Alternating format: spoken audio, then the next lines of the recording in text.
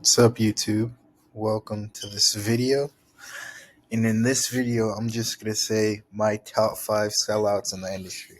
And there's a lot of sellouts in this industry, but I just want to come here and talk about my top five. And these are some of even people I watch on occasion. I like some of these guys, but at the end of the day, they're sellouts to an extent. And we obviously have number one, which is Logan Paul. If you've seen this dude over the last 4 years, you know this dude was sold out in one way or another. He gets the script and he reads it out loud. And this guy used to be a better influence until he got canceled with the Japan suicide forcing. After that, since he got a taste of the hellish world and the world up top and how easy it is for everything you work for to get flipped upside down, he has never wanted to dip his toes back into that pool. And this dude, he's dating a 35-year-old woman, and he's just going against every just unwritten moral code of being a famous celebrity. You're dating an older woman who's very promiscuous and has slept with a bunch of men. I'm not gonna say because of the photos. I'm gonna say because of other research I've done. But this dude is also a dude who sells out his own brother for some clicks and to sell a drink with KSI. He chooses KSI over his own brother. That just goes to tell you the type of guy Logan Paul is. And this dude's an absolute scumbag. Sold his complete soul. Has nothing of use to say anymore. He's quite entertaining and a little bit charismatic. That's why a little bit he's very charismatic. That's why he still has a following, and he was able to pull off these boxing events and stuff. But the only thing I respect about him is his boxing venture. Everything else, this dude is a complete sellout. Now we go to number 20, no, number two, which is Adam 22. And this this dude let his wife have sex on camera. That's just enough said for this guy. This dude is an absolute sellout bot loser. Imagine this, guys. You're in this guy's position. You have a couple comfortable $1 million, and you let your wife get rammed on camera. This dude was literally proposed a contract of hell and from the devil, and he accepted it. Imagine your wife getting BBC'd on camera, and you have a kid with this woman. This was after marriage, not before marriage. This guy's absolutely disgusting. Another scumbag, and he starts up a lot of controversy. He speaks behind people's back, and this dude is absolute scum of the earth. Really, if you want to look into his content, you'll literally find nothing but LA trash just coming in and out of his content. This dude has nothing good to say. I don't know why he has listeners. The only reason why he's a little bit relevant is because his wife's hot and she's OF slash prawn star, and she gets all her friends to come around and they make videos together. This is the only reason why this dude's relevant. He's also a prawn star. He has fornication with other women with his wife on camera. Like, this dude is the scum of scumbags. Absolute loser. Absolutely burning in hell. I'm not the best Christian, but I could tell you this guy's burning in hell. This dude's absolute loser. But now we go to the next one, which is a guy named Destiny. Some of you may not be familiar with this guy, but this guy is king liberal. I'm not against liberals or anything, but this dude cucks out his own wife. He's in an open relationship with his wife. This dude's a multimillionaire, very successful Twitch streamer. And he's also atheist, I believe, as well. He says that if you look your mom in the eyes, you loving her is just chemicals in your brain. It's not on a spiritual and physical plane. This dude's really smart, really good debate guy. I'm just saying he's a sellout because of all the stuff he talks about, like how open relationships good. He talks about like atheism. He talks about a lot of soulless subjects, bro. This dude's obviously a tool of the left, a tool of the matrix, and this dude has nothing valuable to say. If you want to get your wife cucked out and you want to be in an open relationship and have your wife get plowed by other dudes, go ahead and listen to this guy. This dude is perfect for when you have traumas in relationships like that. He kind of strokes your core so you don't feel left alone. But that's enough with this guy. This dude's absolutely a loser. Um, he he's one of those guys that trusts the science, and we know where that takes us. And I'm gonna talk about that in another video. But yeah, this dude absolute loser. Now this one may catch a couple y'all off guard. I'm actually a fan of this guy, but he is a sellout at the end of the day. His name is Andrew Tate, Top G Cobra Tate, whatever you call him by. And this guy's rhetoric and message for the most part is really a positive one. He tells you no one's gonna save you. You got to get up off your ass and create your own value. You're born with no intrinsic value, and you have to work to accrue that value. And I agree with most of the stuff he speaks in the message he says, but this man is living a material lifestyle. He only talks about Bugattis, cars, watches. Not only he doesn't only talk about that, but a major push of his message is that to be high value, you have to accrue these things, and these things are a necessity. Like he pushes having multiple wives, stuff like that, just degenerate stuff, and that's kind of taking a hit on the youth. Don't like think that I'm saying that the stuff he preaches is bad. I'd say 95% of the stuff he preaches is good. It's just that 5%.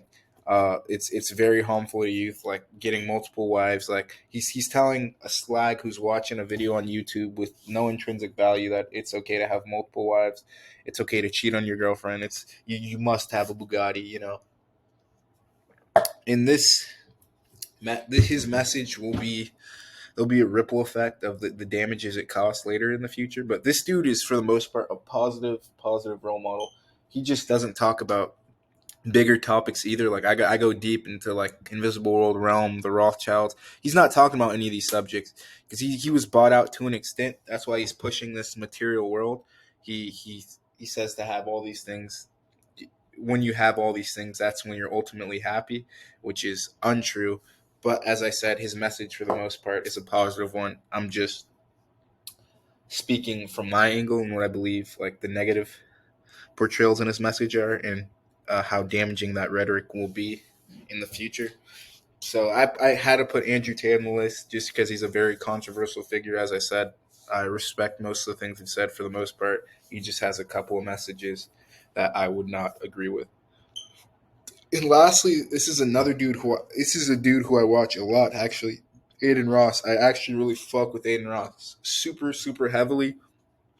I think if we met, we'd be good ass friends. Like he's such a fucking cool dude. Like I watch his streams a lot.